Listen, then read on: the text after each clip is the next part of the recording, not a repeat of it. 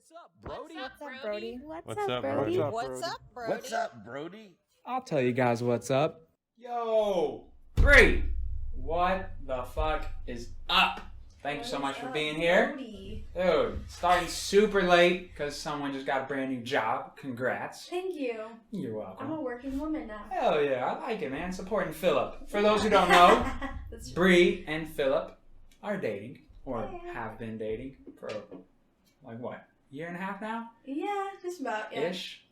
Dude, that's so crazy. Time flies. I We still don't keep remember. track anymore. I remember meeting you. I feel like that was not that long ago, but kind of a long time ago. Yeah, I don't know, like, how far into our relationship that I met you. I think it was, like... Pretty quick, I feel like. It was, like, a couple months. I don't think it was, like, right so? away. Yeah, because he was going back and forth to Houston, but definitely when you moved here, I met you. Yeah. For sure. For sure. Okay, so also another thing a lot of people don't know, Bri is to be accredited for coming up with the name of the podcast. She absolutely crushed it. And also making the logo for the podcast. So thank you for both of those. I think both of those are fantastic. And this is also me cursing right now, but yeah. over here bound. But no, both of those are great. But I want to get into Bri because she's the guest. That's who we're here to talk about. We're here to talk about Bri. And so I want to start with, so I've been to your parents' house. That shit is wonderful. It is a full-blown castle, and it is gorgeous. And I want to talk about first your childhood, growing up. Has it always been like that? Like, was it always that nice?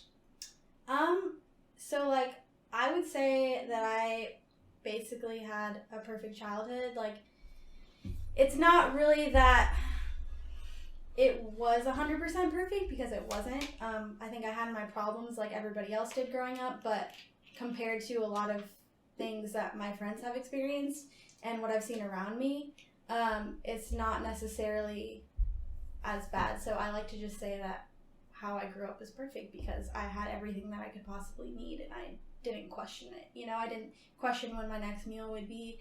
I didn't question if I would have clothes for the new school year. I didn't question if I would have school supplies. Like, that was something I never had to worry about. Yeah. And I'm really grateful and really blessed for that. Sure. Life was pretty cush. Yeah. I'm going to be honest. So when you grow up like that, like, but when you sit down and have a conversation with you, or when I met you, you know, like, you can't tell. Like, you wouldn't have been able to tell until I went to your parents' house. Or until y'all, like, told me what your parents do. And then I, insinuate what comes with that. But you wouldn't have been... I didn't know until I actually physically went to the house. And that says a lot about not only just you, but your parents as well. What did they do to kind of eliminate that real common rich kid attitude, out of touch with reality, not very empathetic towards certain situations that you're touching on about, like not knowing when the next meal is coming, or not having the perfect clothes for the start of the school year? Like, what did your parents do that was you feel is different?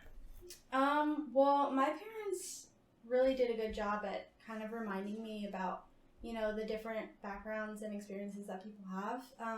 My mom grew up poor, and she even told me stories about her eating out of trash cans with her family. And my dad grew up really poor in the Bronx, didn't have a lot of money for things, raced cockroaches, that kind of thing for fun. Mm-hmm. So hearing those stories, it kind of like reminded me. Did you say race? Yeah, see, race cockroach. That's a very common thing for people in New York. Yeah, dude. Like, so they just... Like, they would literally find a cockroach, paint a number on it, and then race it. And then, like, bet on it. Yeah, yeah. Oh. That's like a real thing. I bet someone is from New York and they'll be like, I know exactly what the fuck she's talking about. Shout out to Kevin Jacobs. Kevin Jacobs, if you watch this, man, let me know if that's true. Okay, I want to fact check that shit. Okay, that threw me off. I'm sorry. Keep going. So basically, just knowing that my parents came from that background kind of humbled me in general. But I also knew at like a very, very young age, and maybe this is something that my parents ingrained in my brain, but that wasn't my money, right? So, like, none of that money was ever promised to me. Like, if my parents died today, I don't know if I'd get that money. Sure. Like, my parents have a whole charity that they set up that they match dollar for every dollar they make, they put it in that charity. And, like, I have no problem if they died today and all that money went there. Like, that's how dope. comfortable I am with, like, who I am and how I grew up.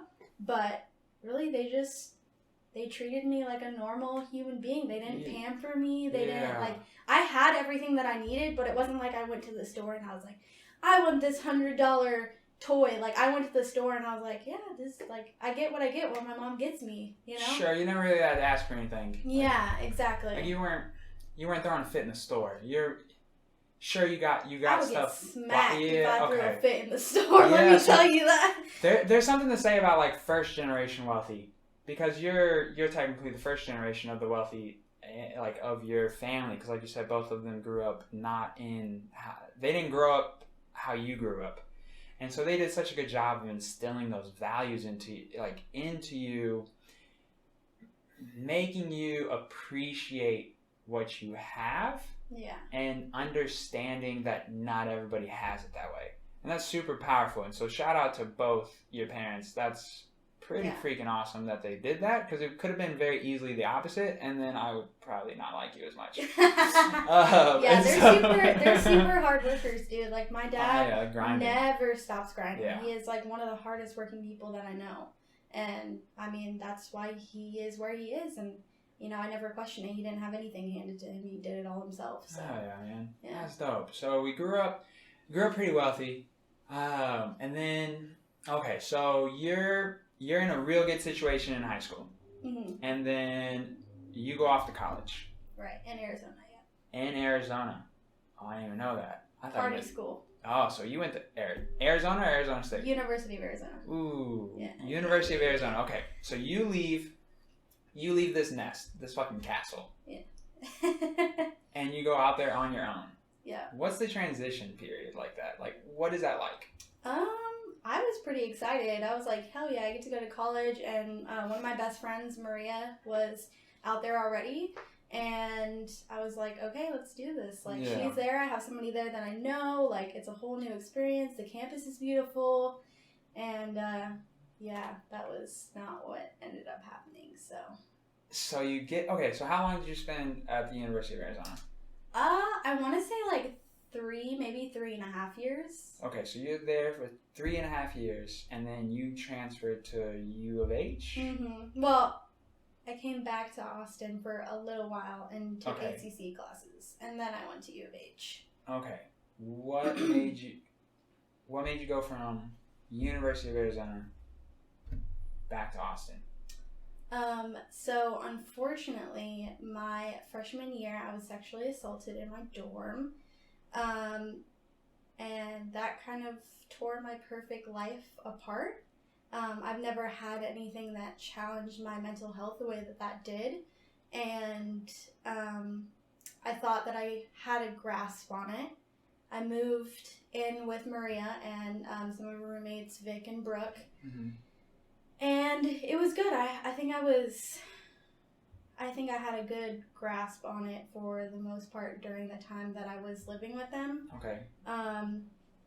But then I moved out and my best friend passed away, and my whole mental state just fell apart. Sure. So that's kind of when got flipped upside down. Like, it went from this perfect world to in a really terrible way, life hitting you hard. Yeah.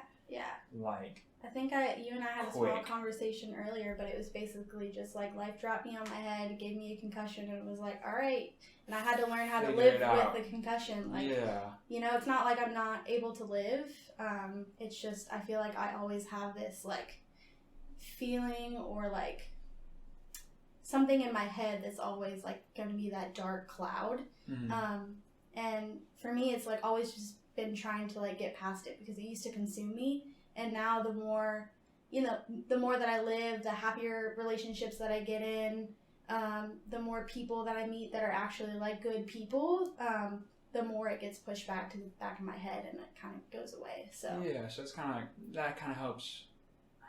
That kind of helps almost restore your faith in life. Yeah, exactly. Because think about it, when you have somebody who, and I knew this person because we were in the same dorm, someone that completely change into this monster and something that you just like never would have expected. Were y'all dating? No, we were not dating. Okay, so just another person who lived in the same dorm as you. Yeah. Okay, so then that happens freshman year, but you stay there for 2 more years and you feel like you have a pretty good grasp on it. When something like that happens, like, I know that it's really hard to talk about it or like tell someone initially. Like what was the period, like how long did it take for you to tell someone? Well, I actually was like shivering and crying in the corner for a couple of hours before I called my best friend Maria and I told her what happened. And then it was kind of like shock after that. Like I didn't really feel like it actually happened to me, you know? And like even for a minute I was like, wait, did it like actually happen? And then I talked with the university and basically, because he was in some of my classes and stuff, and they were like, we can't do anything about it. Like, there's just not, like, you know, you answered the door, blah, blah, blah, all that bullshit stuff. If you want to learn more about that, watch The Hunting Grounds. But yeah, and Is that The Hunting Grounds. Yeah, is that it's a documentary about all the women across, you know, the United States. And where can you find that documentary? It used to be on Netflix, but I'm not sure exactly. Don't worry, Jeffrey will. Yeah, Jeffrey will find it. It's called The Hunting Grounds, and it talks about women like me. A lot of them with worse stories than me, so that's trigger warning for that. Where can you find that, Jeffrey? HBO Max. HBO Max. All right, so on HBO Max there's a documentary called The Hunting Ground. Okay, so this happens. You tell your best friend, and then this piece of shit is still like. Did y'all still have the same classes? Like, what happened? Yeah. Y'all are still in the same class after it happened. Yeah, that's basically where like I think I was telling you before. Like I was kind of like in shock. And I was just like, okay, this is normal. Like, I'm just supposed to... Just move on. Yeah. I'm just supposed to, like... Like, he's just supposed to just be there? Yeah. Like, what the fuck? It basically was like... To me, I had to treat it as like, oh, I just had sex. Because if I didn't, then I would have, like... I think I would have, like, completely broken down and just not been okay to this day. Okay. But did your mindset on it ever shift? Like, did you ever come to acceptance of what it was? No, absolutely. Okay. I mean, I think that was my way of coping. Cause people at that moment, different. Right? Yeah. So during that time period, you kind of, in order to still get yourself out of bed, go to class with this motherfucker. That's how you approached it in your mind in order to continue to go through the days. Yeah, exactly. So, and I didn't tell anybody for the longest time, and then... So only Maria knows at this point. Yeah, only Maria, and I believe I told Vic at that point, her other roommates. But yeah, I didn't tell anyone, and then I went home and I finally told my mom, and of course, my mom was... When's this? Like when you left school, or... I don't know if that was the summer before. Honestly, that it was all a blur. It was a blur until I basically moved back home. But I want to say it was the summer when I went back home, and I told her, and she was really upset, but she didn't shame me for it, which was something that like really. And of course, my best friend Maria didn't either. She was like she wanted to be there for me. Like it wasn't a matter of what happened. Yeah. And and. Actually, the most surprising person who I got a bad reaction from, well, I shouldn't say bad, I think it's a very man reaction. And you can tell me if this is how you would react if your daughter was in the same situation, but he was angry. Like, he was very angry for me, my dad, at me for not going to the police and doing the whole kit and going to the university and making a big deal out of it. He wanted me to go to court and stand trial, and for me, that was just something that I couldn't do, and it felt really bad that my dad couldn't accept that was not what I wanted to do. That's such a tricky one, because I would like to think that I would be comfortable with whatever your decision was. But I can kind of see where... It's different when you're a dad, though, because you feel like... Actually, I don't know. I can't really... I was going to try to think if I could think from his perspective on that one. I don't blame him at all, because Sure, I feel that's like... not what I'm saying. I feel like he just didn't know who to be angry at, you know? Like I'm trying to think... I'm trying to think from his perspective. You're a baby girl. He wants to see that guy in jail, basically. Absolutely. is what that Absolutely. is. I mean, like, I can only imagine the things that would run through your head.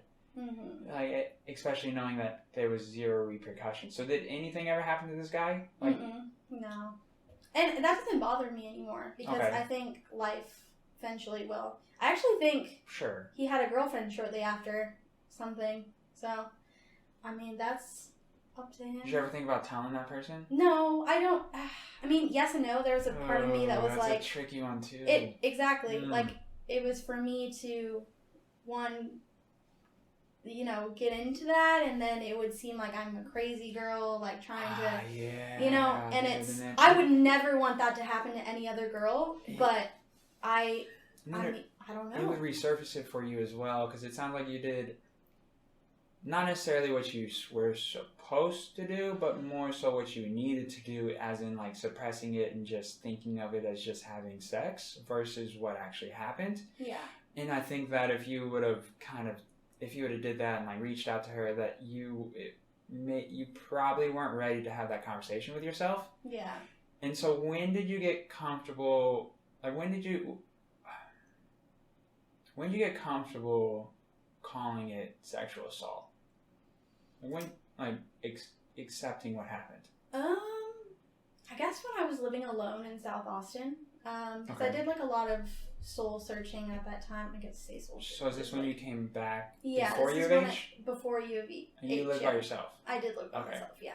So, and I think I needed that Mhm. because I just Sure. felt, like, surrounded by people, and I never really got to process it, because for the first, I want to say, like, the first couple of months, people were like, oh, like... Yeah, that's exactly what I was going to ask. Like, did they ever get, like, weird? Like, they were trying to be supportive, but it almost was, like, a little, like, yeah, weird, I feel like that's too how much? it is with a lot of people. Like, people will reach out and they'll be like, I'm so sorry for what happened to you. And it's like, you don't have to be sorry. Like, what happened to me was awful, but I think it's a learning lesson for a lot. Yeah. For me, first of all, but, like, a lot of people out there, you see, I'm not the only one who's had the same experience. There are so many women out there who have had that. I think the statistic is 1 in 5 Exactly. in college. And then think about what happened to me and how he didn't get off. That happens to a lot of people, and especially in that Hunting Ground movie that I just mentioned, like,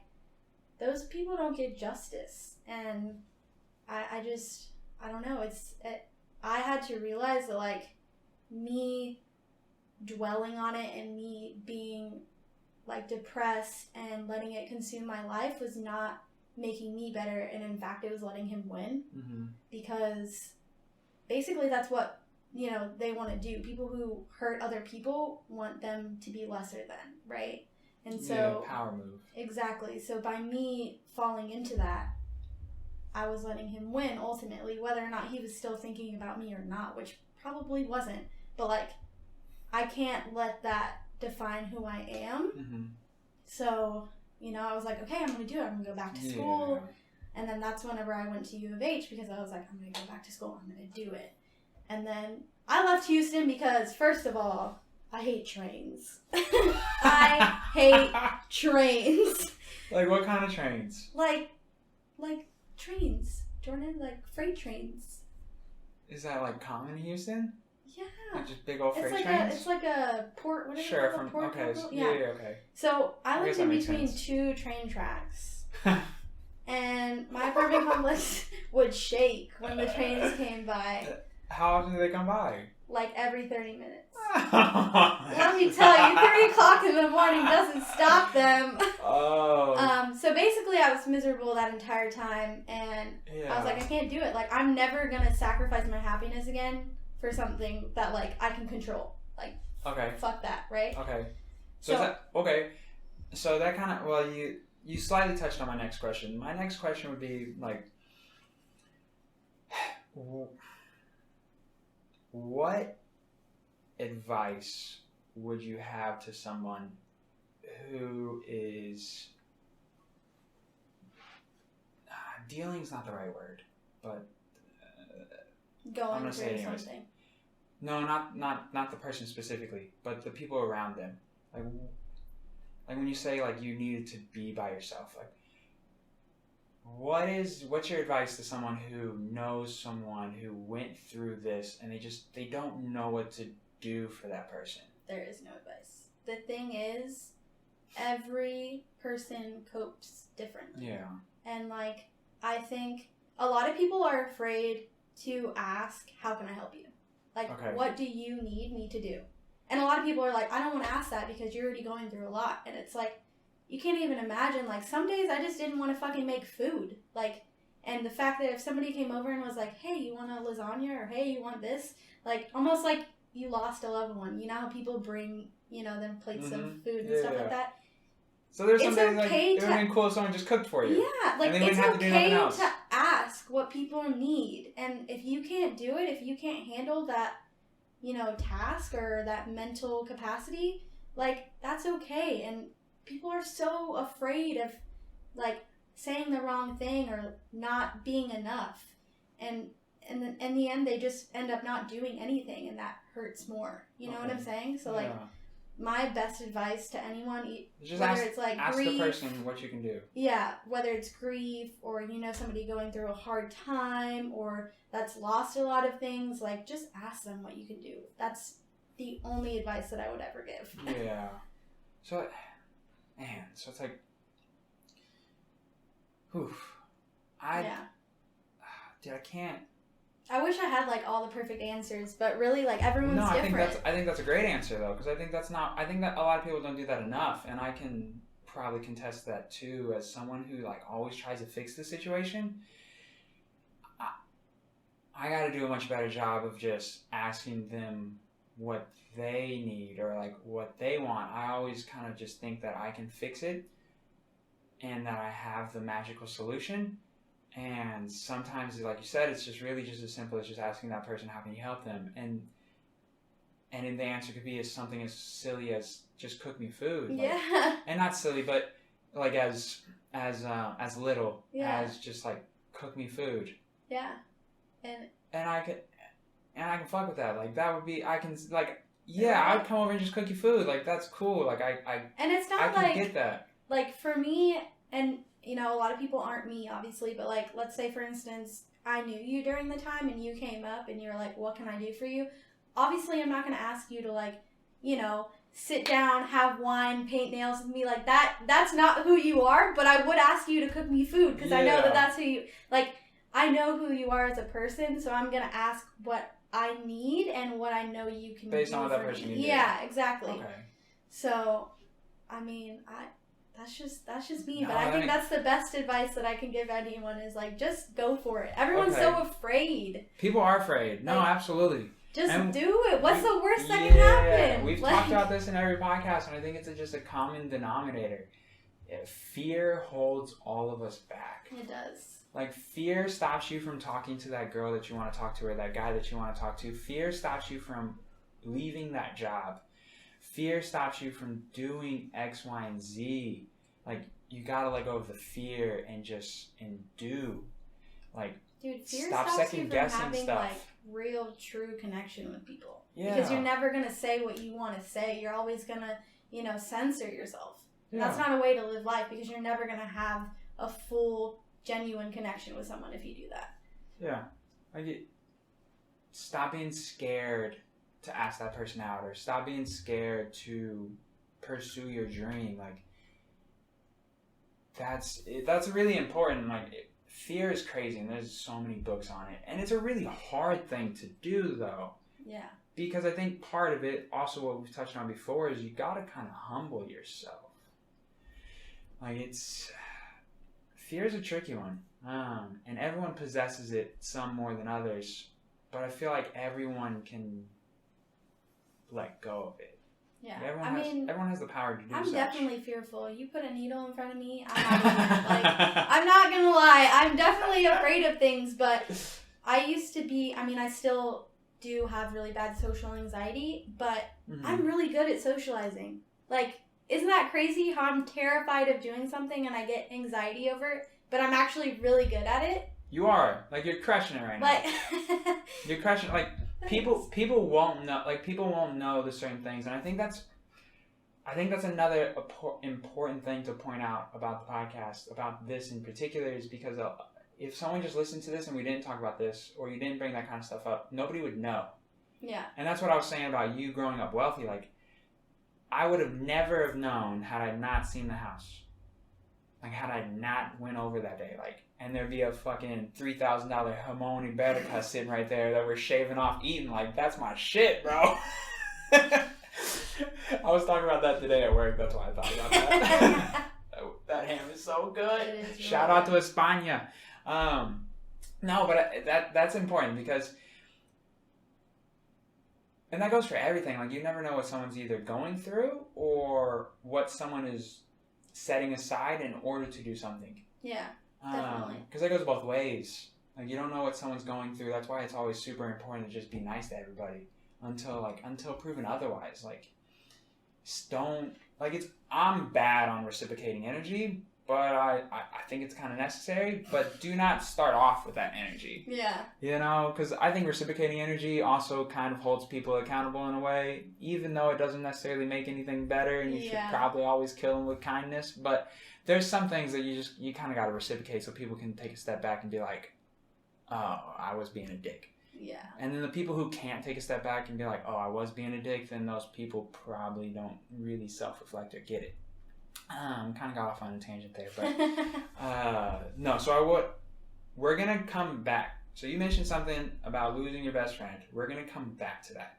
I want to touch on something here next, which would be dealing with Philip. So it's impossible. Shout out to Philip.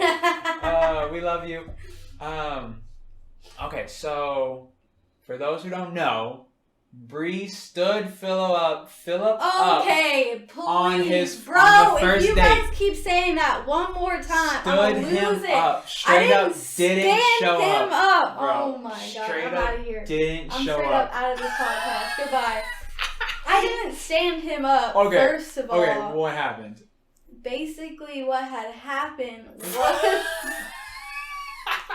I got invited to go over there and hang out. But I got out of a relationship that wasn't that great, and I was like, man, should I do this? So you set him up? No, let me Okay, finish. my bad. I'm jumping to conclusions, my bad.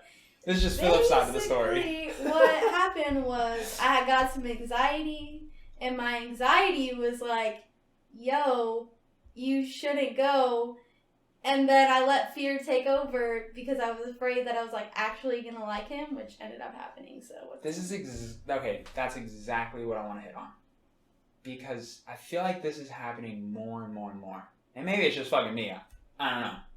Maybe I'm the only one. Maybe I'm the only one that keeps getting people who just keeps getting scared. Because I'm a fucking catch. The confidence over there. Bro, let's be honest. Let's be honest. Nah, but for real though, that's exactly where I wanted that to go, because I think that's really important. I think some people can hear that message, go out with that person. Yeah.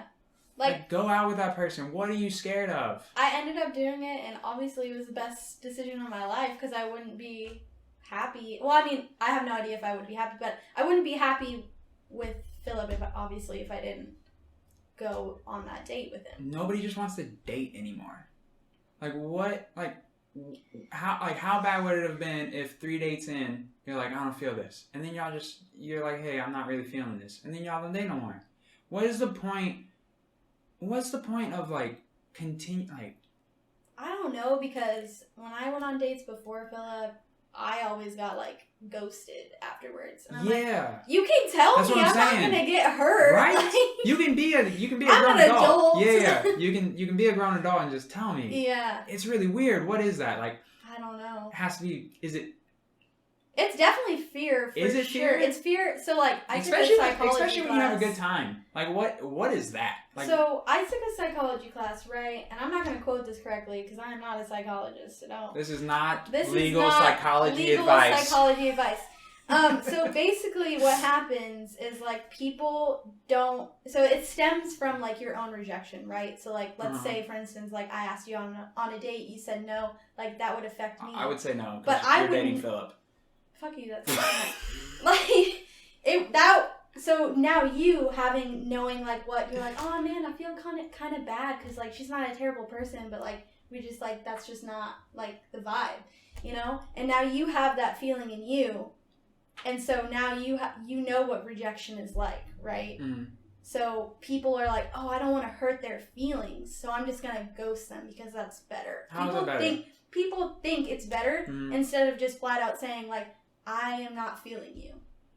Like they think that is better. Saying nothing is better than telling you to your face that I'm not feeling you. That doesn't even happen either. You get the whole weak ass text message. I think you're a wonderful person, but I can't relate. I don't know. You're like, I just get ghosted. It's like, but it's like, yeah, that doesn't make any sense. I mean, I think that's like kind of the same as letting you know, like, hey, like I think you're a cool person, but we just like aren't vibing on. That's a whole different sentence though. That's not even like what follows the but. Like well, then what follows the but? It's like, but what? But I'm just not ready to do this. Do what?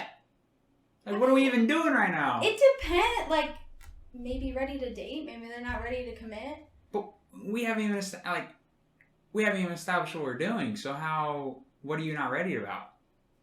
I don't know. You gotta talk to those girls. You should send out a survey to all of the girls you met. Just send out a mass text. A Google form. Hey, right. But it's important though, because if you like that person, you should just go out. Like, there's nothing wrong with just going out. Yeah. Like, just go out, have a good time. Go out a few times, have a good time. Yeah. And just see where it goes. That, yeah. Like, just. I mean, unless they're creepy, but like, you know. Yeah, it doesn't have to be. There's just not that much pressure to it. It's like, just enjoy yourself. Yeah. Just go out, have a good time. There doesn't have to be anything to it. Just. Yeah, it's basically like, again, like it comes back to that fear. Just like, oh, well, what if it's awkward? What if it's like, what if I don't like him? What if he's ugly in person? Blah, blah, blah. You know, it's like that constant. And for me, it's like, okay, what if he is ugly? Like, fuck it, at least I'm having fun with someone. I would just be at home by myself. Like, you know, it's not. That's fair. People think too much into it, and like, I'm guilty of that too. Like, And who got you to go out with Philip? My mom. So how'd that go?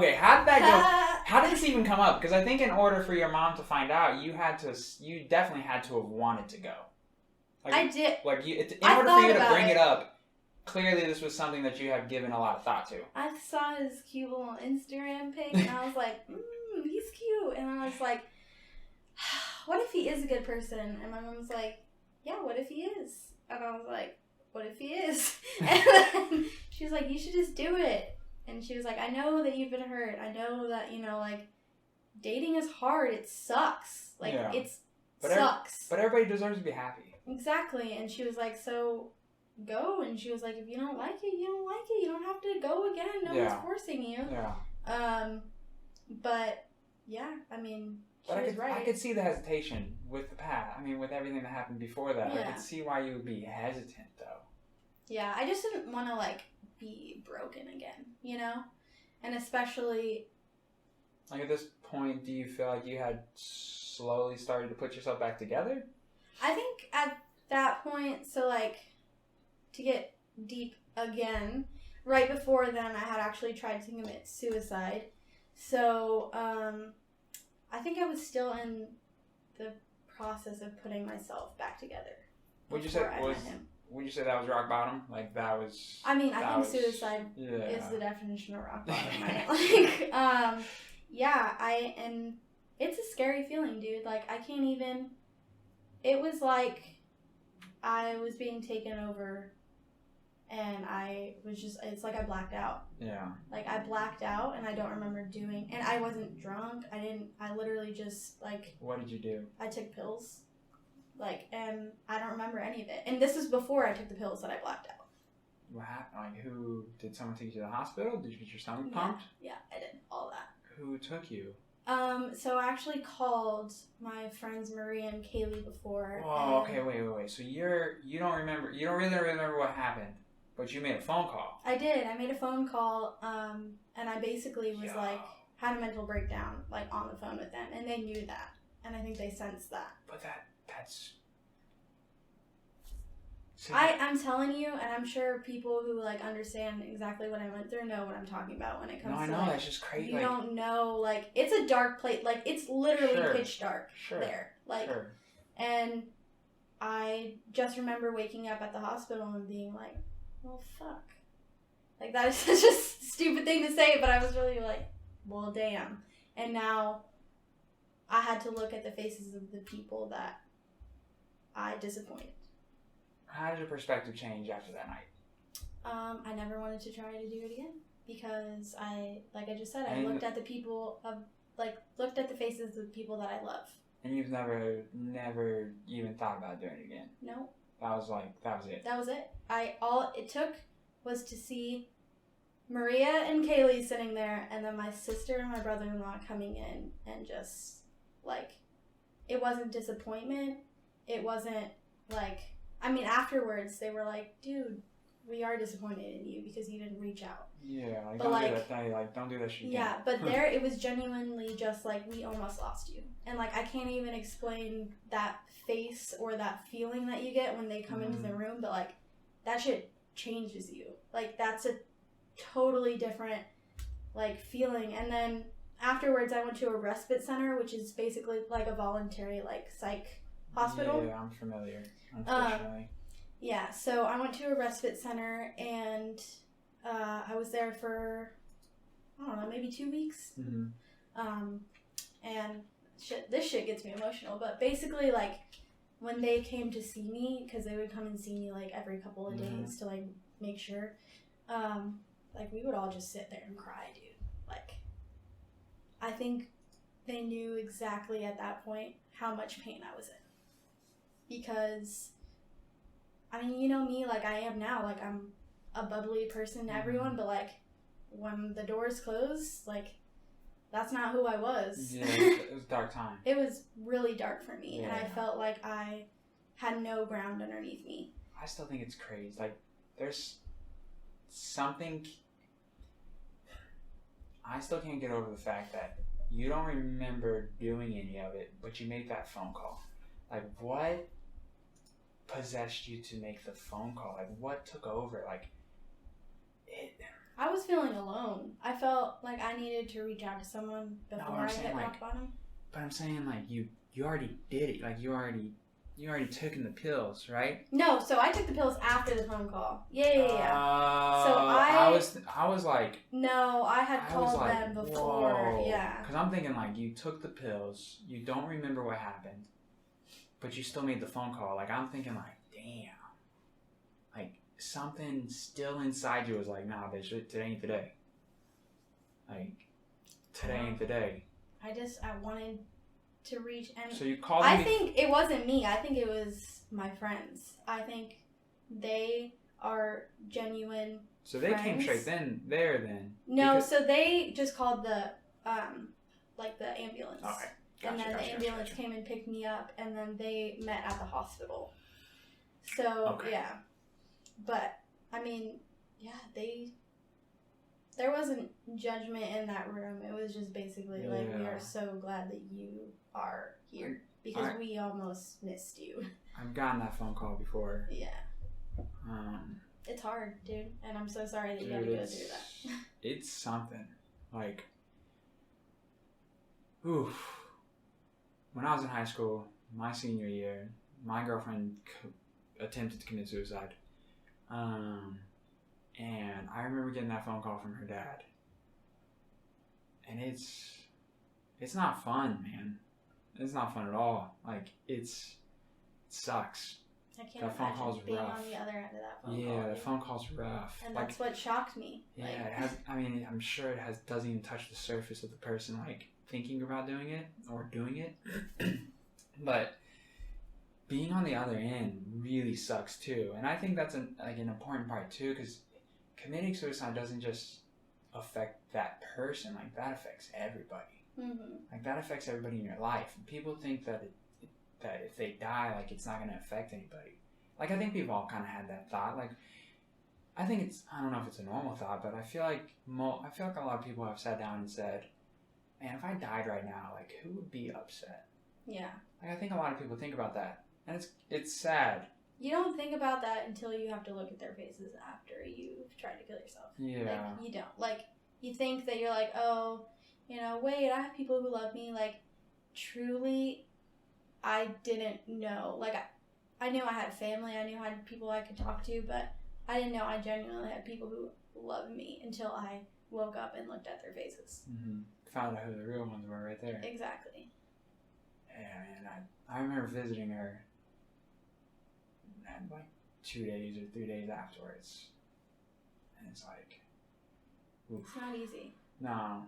And especially going to the respite afterwards, because you're going through like a whole transformation there. Mm-hmm. So like basically, anytime you go and you talk to them, like you're tearing up a lot of real emotions. Like that's some true raw emotion when you're there.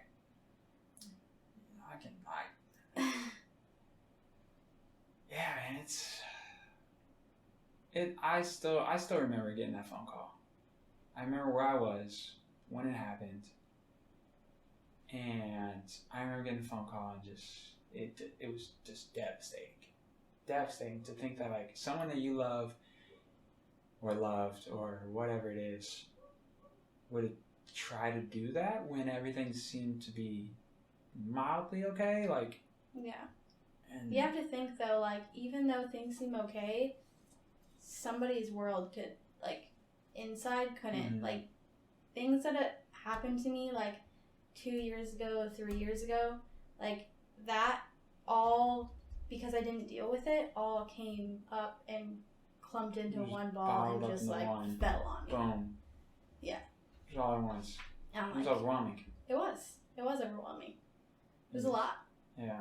And that feeling is like not anything that I would wish for anyone, but like it's rough. Yeah, and so we attempt suicide, and then was this before or after the relationship? Before Philip. This was after the relationship, so that kind of Okay. like was the tipping point. Yeah. The tipping point. So I had done that, and then I would say it's a few months, not a couple months, but like a couple months later is when my friend Cameron was like, hey, I have a friend that I want to introduce you to. So you That meet was Philip. You stand him up on the first date. Oh my god. The second date, you show up 40 minutes late. That is kind of true. Not really. I was trying to look good, okay? So you show up. I was nervous. So you show up super late. And then y'all end up having a great time, and here we are. Yep. Right? It's felt like That's pretty 5 cool. years. Like, it's felt so long. Is that good or bad? It's good, I feel like, You because... just feel like you've known him for forever. Yeah. That's a powerful feeling when like you just connect with somebody like that. Yeah. And I think we've matured pretty fast in our relationship together because, I mean, Yeah, shit, escalated quickly. Yeah, like, Yeah, we yeah. live together, and Yeah, yeah. that's a lot. Yeah. Like, I still want to strangle him, but, like, yeah, no, he's had to accept a lot of things that have happened to me. He's had a lot of things happen to him, Mhm. and we've just had to work together to, like, make them intertwine and, Yeah. not ultimately, like, defeat us. So. What is something that he does? He farts. God damn it. A lot. Oh. Oh. What is... I guess, how does... So he knows all of this. Mm-hmm. What's something that he did that you appreciated? Like, something that he... Or something that he didn't do that maybe someone typically would react? I think he didn't react, and that is what was good. Yeah, okay. So basically, like, in some of my previous relationships, it was, like, tiptoeing around everything. And, like, basically what we did was, like, here it is. And then we just, like, live our daily life over it. You know what I'm saying? Yeah. Like, it's not... Never really sat down and actually, like, had a full discussion. Yeah, like, we actually, the other day, we had a conversation about it. And, like, he was just, like, kind of like, well, I mean, it doesn't define you, so why should it define a part of our relationship? You know? And that was something that you wanted to talk about. That's something that you wanted to make sure that, like, coming on here and talking about this, it doesn't define you. Yeah. But it's a part of your story. Yeah, definitely. Yeah. But it's not something that, like,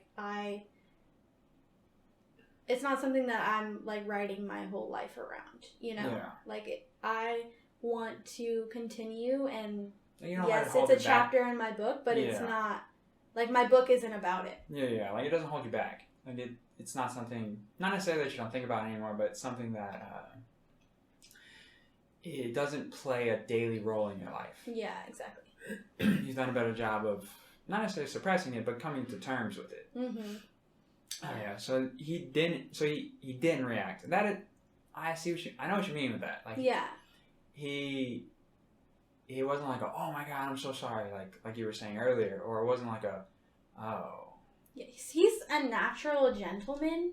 So, like, everything that he does on a daily basis is, like, already the right thing to do. Okay. You know what I'm saying? Like, he's not pushing when it comes to anything. He doesn't make me feel like I have to do anything. He doesn't, like... He's just a gentleman, and that's really the opposite of what happened to me, right? Mm-hmm. So, like, as long as I have somebody that I don't have to question that if that's going to happen, then, you know, like... That's what I need. That's all I need him to do is make me not question that. Yeah, and again, he can give you, like, just another beacon of hope. Like, another, like, oh, there is good people out there. Yeah, exactly. And you met good people. And then you met me. Yeah. Oh. No, we hit it off, yeah. Yeah, we did. I think we got into it a couple times because we had differing opinions. I think that's always going to happen, yeah. Like, but you're the first person that actually, like, wanted to sit down and, like, talk about it which is why I thought this podcast was a great idea for you, because a lot of people are like, nope, this is my side, stay away from my side, I only see my side, your side is stupid, and you're like, well, this side has cool stuff, but then this side also has cool stuff. That's a perfect segue, because it was like that. When I first met you, you were definitely in a box. Very much so in your thought, like in your mindset, and that was the right way or the highway. And over the last year, that's definitely changed. Like you definitely have stopped looking at things in a keyhole, and you have looked at it more for full circle. And it hasn't necessarily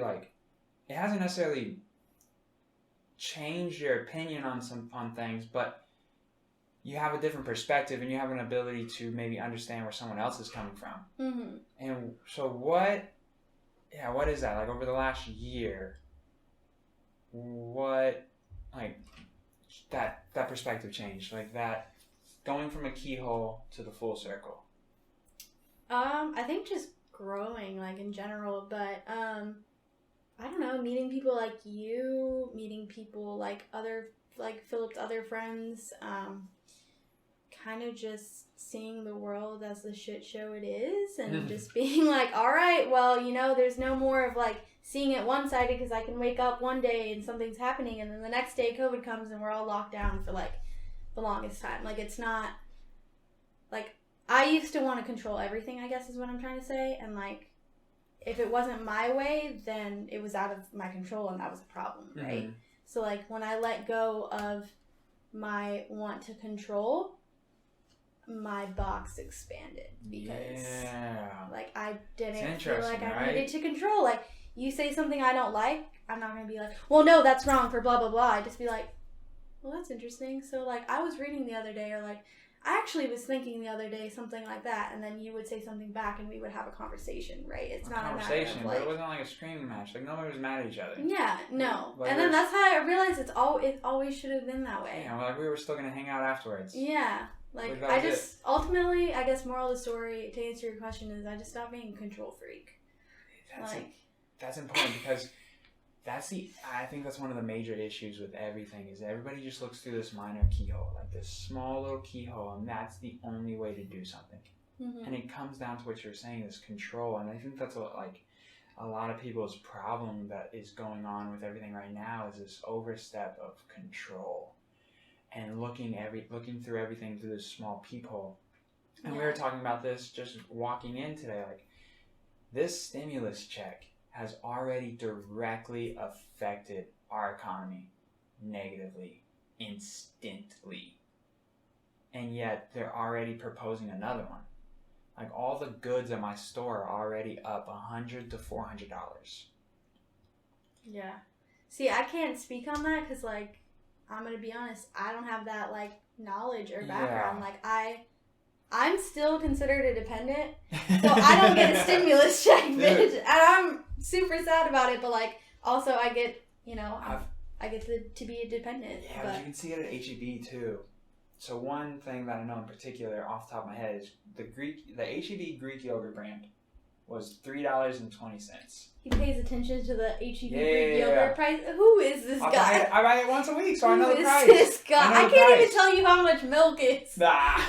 And then now it's $4.20. We went up $1. That's kind of a lot for a yogurt, though. H-E-B brand, I might as well buy freaking Chobani at this point. It has already directly affected us. So, my thing, though, is, everybody's looking for this minor keyhole. Do you think that has an effect because of, all the stuff that's been going on with, Snowmageddon and H-E-B being a Texas brand? It killed a lot of cows, it killed a lot of crops. And maybe, too, right? And maybe it isn't directly related, but the prices of everything are going up. Yeah. See, like I said before, I'm not a financial person, so I don't really know that. But I'm just trying to think of other. It's possible too, right? It's possible that's not just directly related to that. But this money just doesn't come out of nowhere. Yeah. This isn't just free money. This is a loan, and we got to pay this back in taxes. I don't know how that works. Yeah, we got to pay this back in taxes, and my issue with the whole thing is if we just would have done this correctly from the beginning, then we would have been able to. We wouldn't have needed the checks. Had you allowed businesses to stay open, allowed the autoimmune people or people with an autoimmune disease and the elderly to stay home and have the government take care of them, and allow the healthy people to continue to do their daily lives and practice the precautions and wear a mask and stay 6 feet apart, whatever it is, if you would allow that to just happen from the get-go.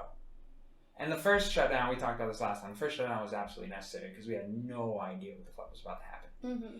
But once we figured out what was happening, yeah, why in California are they just now opening up this week? Yeah, and I think that's one of the places where you and I kind of differ a little bit, I would say, because for me it's when I walk out and I'm thinking about going somewhere and why I have to wear a mask, I'm thinking about someone's grandma, right?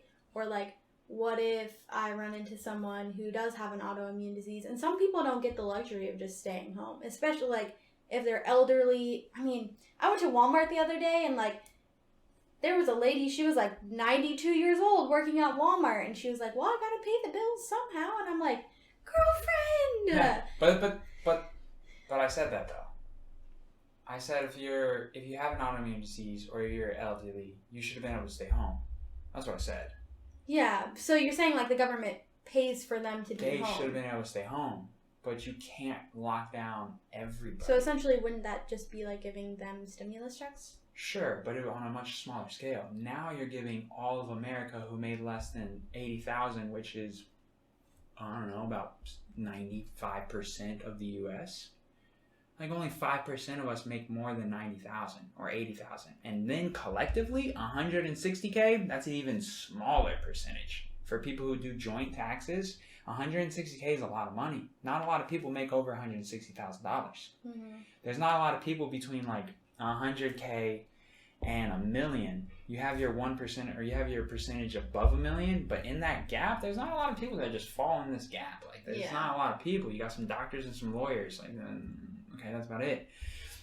And so it's like, yes, you should be worried about getting someone elderly or someone with an autoimmune disease sick, but you should also equally be worried about someone committing suicide because their business got shut down because they were told they had to be shut down.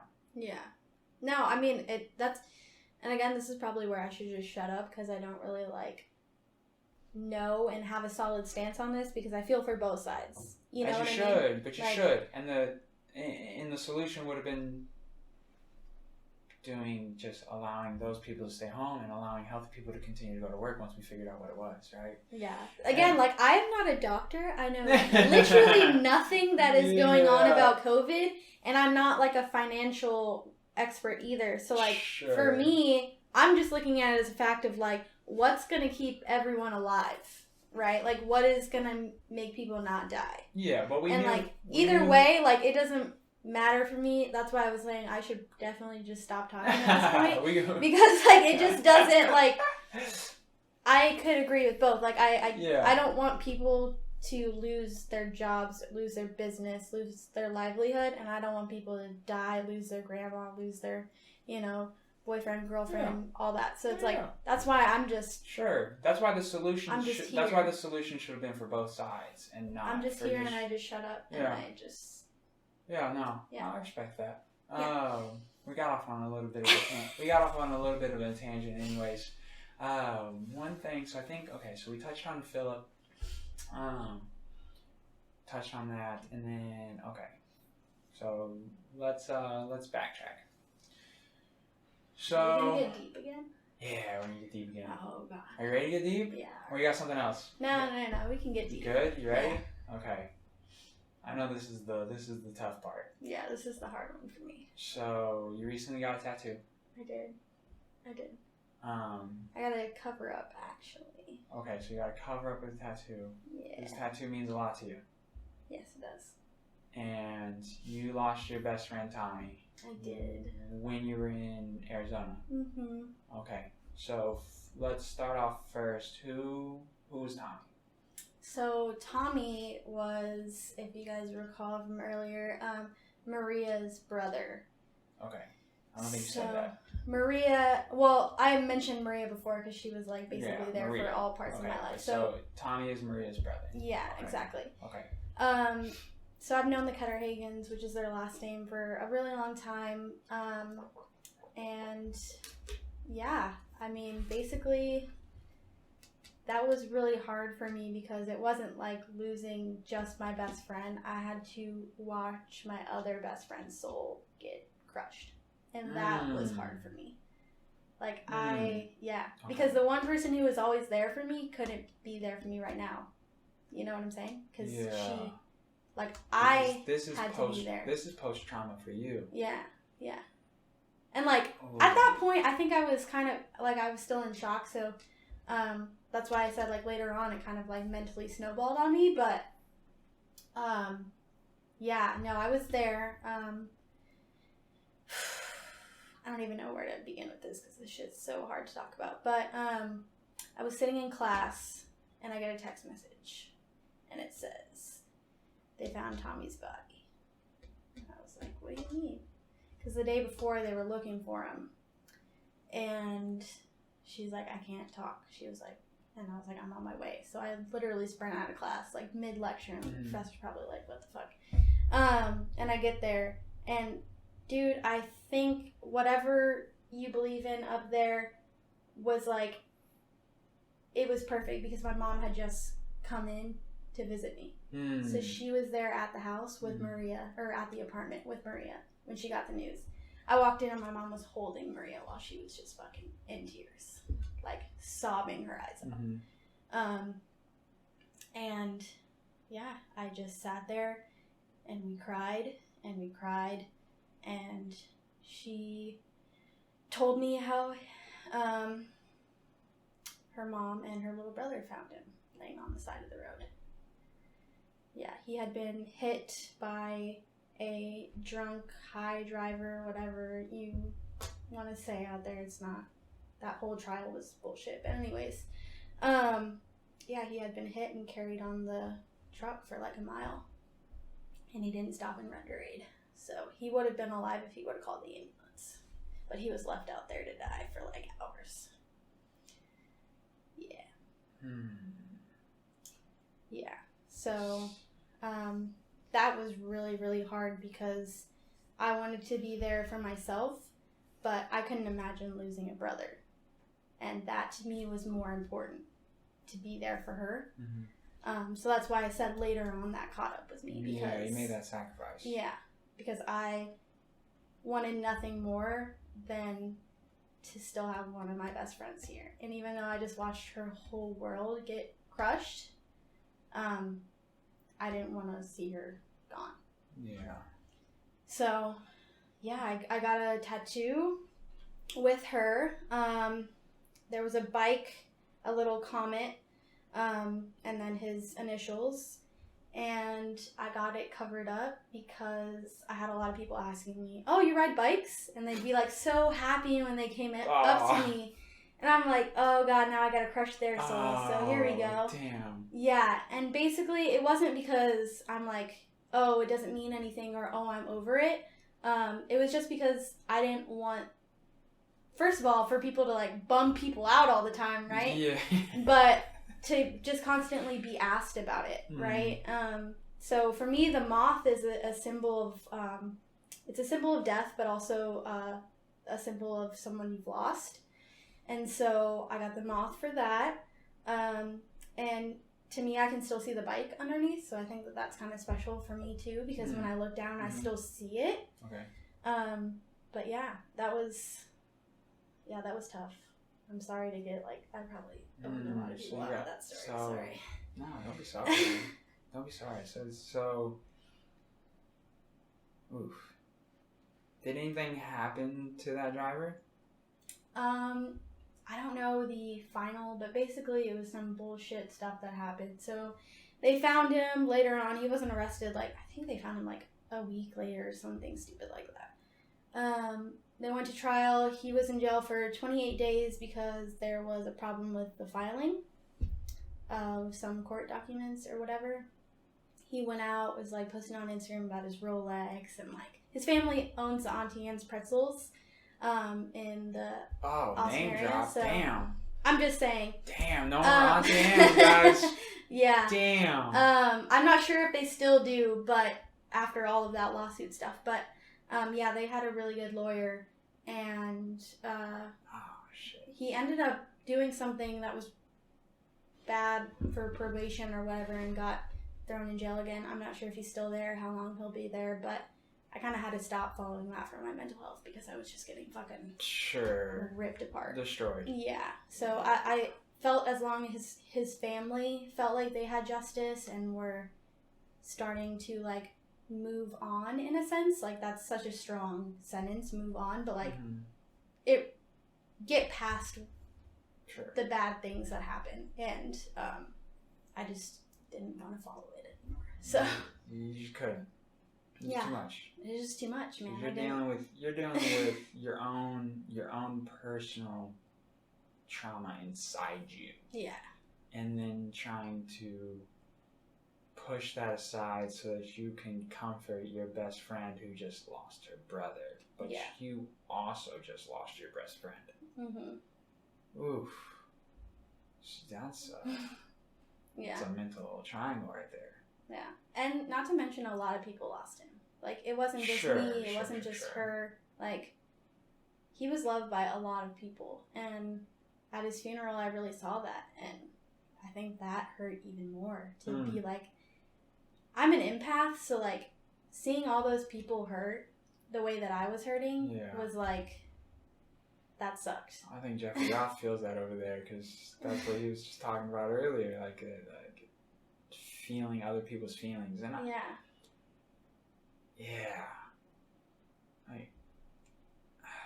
so it's not an easy topic. No. It's really not. Like, not a lot of people want to talk about it, but I know that, like, I'm not the only one who's gone through something like that, whether it's a sexual assault or, you know, losing someone that they love. And I just, at least if somebody listens to this podcast and knows that, like, they're not alone. So you can always slide into my DMs. I'm always here. Yeah, that's important because I posted something 2 days ago on Instagram saying that not everybody needs advice. Someone just needs to know they're not the only one. And so there might be somebody listening to this that lost somebody or have experienced something along that just need to know that they're not the only one that's happened to. And we're going to touch on here now, like, how you've kind of turned this around and to be this positive, wonderful person that I know. Like this, you know, like this super bubbly person that I know. Like, again, it's one of those things, like, it's one of those things that I wouldn't know what happened. Like, I didn't know about Tommy until, like, 2 weeks ago when you got the tattoo. I remember I think it was Philip's birthday. I remember we were all, like, on the patio and we had a pretty deep chat that got interrupted by some twat bag up above with some ice. So I remember, like, we had briefly touched on this before and we had briefly had a conversation before, but I didn't know the full extent, especially on losing your friend. I didn't know the full, especially, man, to be dragged across the fucking highway, dude. Like, that's rough. Yeah. And there's not really a good way to lose somebody, but there's definitely worse ways than others, and that's rough. Yeah. To know that the person who did it didn't have the courage to stop and accept what just happened. Yeah. And fuck, that would be a hard situation to be in too. Like, see, for me, like, going through that, there's no hesitation. If I hit somebody, I'm like pulled over. Have to. Even if I have, even if I go to jail, I don't care. You have to. Like, it's just there's no hesitation for me on that, and like, because you've seen the other side, like, you know what that's gonna put everybody else through, and you have to again make that sacrifice for yourself. I mean, that's what my tattoo says. Like, that's why it's the only tattoo that I have, because it's the only one that I've ever, like, it's the only thing that I've ever seen that meant so much to me to put it on my body. Yeah. And the tattoo says, "For those I love, I'll sacrifice." And that's what you're talking about. Like, it's, you have, like, if that was you in that shoe, like, you'd have to stop. Mm-hmm. Have to stop. Yeah. Right? There's no question behind that. But yeah, I mean, like, I wouldn't know if we hadn't had these conversations prior. I wouldn't have known any of this stuff happened to you, because you're such a positive, bubbly, fun person to be around. And we have, like, such a good time. Like, me, you, and Philip always kick the shit, and we just always have such a good time. And we're always just watching movies, we're eating great food, and, like, again, it's like you never know what someone has been through or is going through. And it's always just really important to be nice, like, be nice to people. Yeah. And so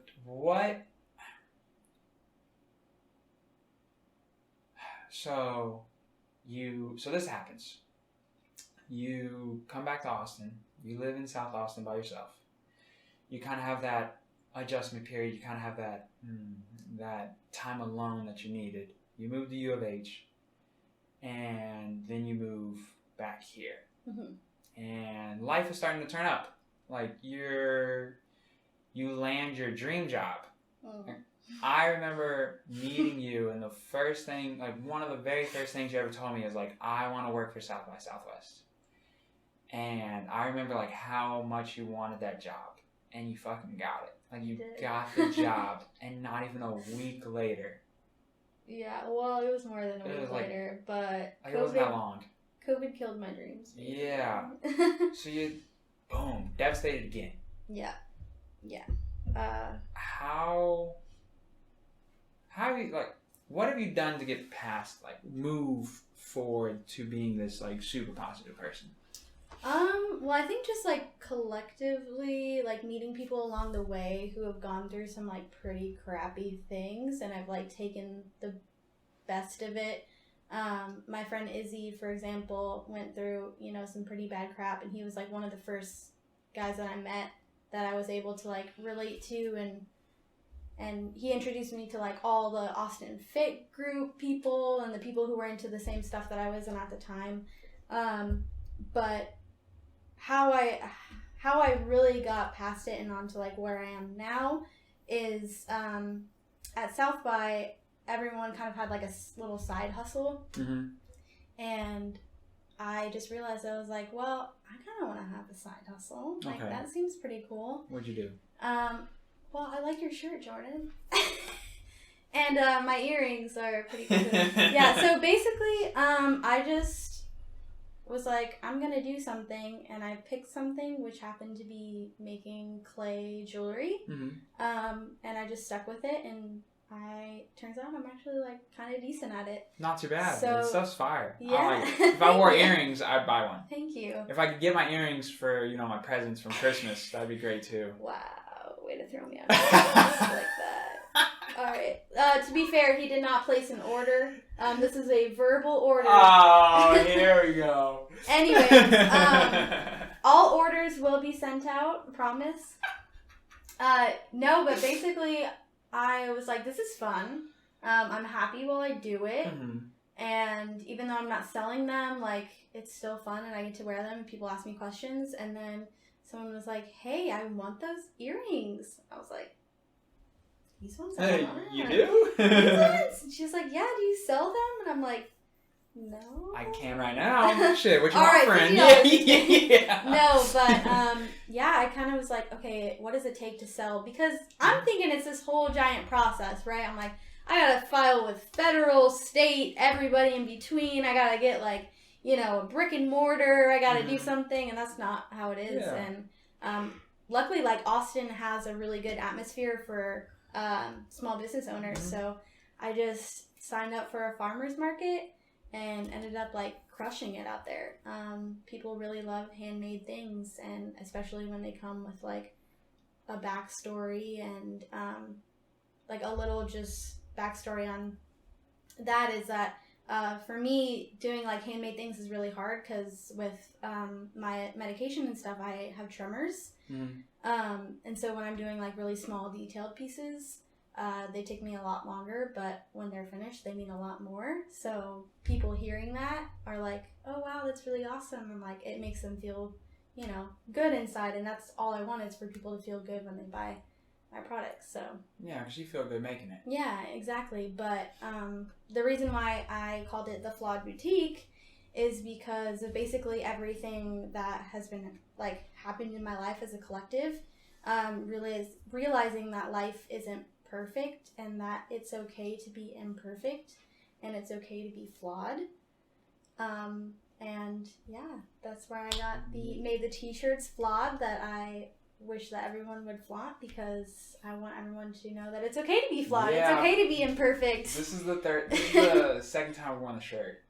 And the first time I wore the shirt, I went out to get my haircut, and I got multiple compliments on the shirt. I think a lot of people really like that message, because life isn't perfect. It's not. And Life sucks. yeah, life's a bitch. It is. But people gotta accept that. Like, you have to understand that life is not all just roses and like this utopia. Yeah. Like, at some point, Life isn't Instagram. yeah, at some point, life is gonna smack you in the face and be like, no, I'm the captain now. Yeah. Like, I run this shit. Yeah. And Everyone thinks life is Instagram. They look and they're like, wow, this person's a happy mom. She's got everything. Her pantry looks beautiful. Her house looks beautiful. And it's like, you have no idea what's going on the other side of that. Everybody always posts the happy stuff. Yeah. Of course. Like, everyone, like, no one's gonna, like, not very many people get on there and post themselves crying. And when they do, it's also kind of weird, because it's like, also like, because you don't post those vulnerable moments. Yeah. Like, I wouldn't, like, I have so many of those moments that I'm not like, oh, let me get my phone out real quick and videotape myself crying, because like, that's real. That's a real time for me. You know, like, and it's not something I want to share. Shared with the whole world. Exactly. It's yeah. weird. And so of course you're gonna post just the happy stuff, and But people can't decipher that. Mm-hmm. And people can't understand that these people don't necessarily live a perfect life. And that in order to get where they've gotten, even if it's an Instagram model or however you want to like perceive that job, they still work their ass off. Yeah. Literally. Definitely. And figuratively. Yes. Like, they still gotta put in the work. Mm-hmm. No matter what, you still gotta put in the work. Like, yeah, it might be easier for someone who's super attractive to get more popular, but you still have to be putting out content that people resonate with to have 1 million followers. Mm-hmm. Like, you just don't get 1 million followers from being attractive. Yeah. Well, okay, maybe 10 million followers. There's definitely 1 million creeps that will follow you. No, and I think that's important. And so it's awesome to hear like what has happened, and then to know you now. Because it just shows that no matter what, you're in control of your own emotions. Like, you drive your life. Mm-hmm. Regardless of what's happened in the past, you're now sitting here openly talking about it, a much happier person, and you're doing something that you really, really enjoy. Yeah. And that's cool. Yeah. I do want to say, though, that, like, the way that I dealt with everything that happened to me is very specific to me. Yeah. And it's a luxury that I was able to cope with it the way that I did. And there's a lot of people out there who don't have that luxury. Or that support system. Exactly. So, you know, if you're feeling like, well, she got over it, why can't I get over it? You shouldn't be feeling that way. Because everyone copes differently. And if you're still not okay, that's fine. If you're okay now, that's fine too. But just know that, like, whether it's me or anybody else out there, whether it's What's Up Jordan podcast. What's up, Brodey? What's up, Brodey? I know, I came up with the name too. I'm Right? What the heck? You know what I mean? Whether it's like anybody, that it's okay to reach out and not to feel alone. Yeah. And that my story doesn't necessarily have to be your story. So. Yeah, and that's what we're here for. Like, it's okay to reach out. Like, reach out to one of us to talk about anything. Like, I like to think that I do a pretty good job of not reacting, like you said, like Philip. Like, when someone tells me something, like, you shouldn't change it to you. It shouldn't be like, oh, what should I, like, oh, what do I say? It's like, how does this person need my help? Yeah, you let that person know that you're there for them. Yeah. And then they can reach out or not reach out. Yeah. It's okay either way. Exactly. Oh, yeah. Yeah. Don't hit the table, remember? Top of my hands. Bri, that was fantastic. Yeah. Tell everybody where they can find your shop, where they can buy stuff. So because people need to buy this shirt. Look at this shirt. The shirt I have them is in dope. a whole bunch of different colors too. So and they you don't do have come to in use other colors. and Black sizes, and white's always my all favorite. different kinds of sizes as well. Yeah. So my business is at The Flawed Boutique on Instagram. You can also find me on Etsy, and then if you just go to www.theflawedboutique.com, that is also my website. And then my personal is just Bri, Bri.Cardenas. So.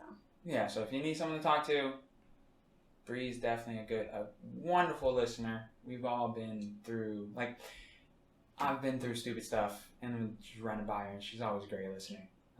Bri, I really appreciate you doing this. Thank you so much. Yeah. And that was wonderful. Thank you for having me. Absolutely. Appreciate it. Instagram? Who's Instagram? Shout out. She just did. Oh, you shop? Huh?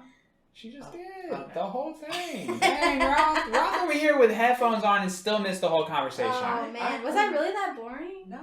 Aw, I'm gonna cry. man. Personal. I wanted personal. He did. She Oh, did. okay. Yeah, He yeah. did. She did. Bri.Cardenas.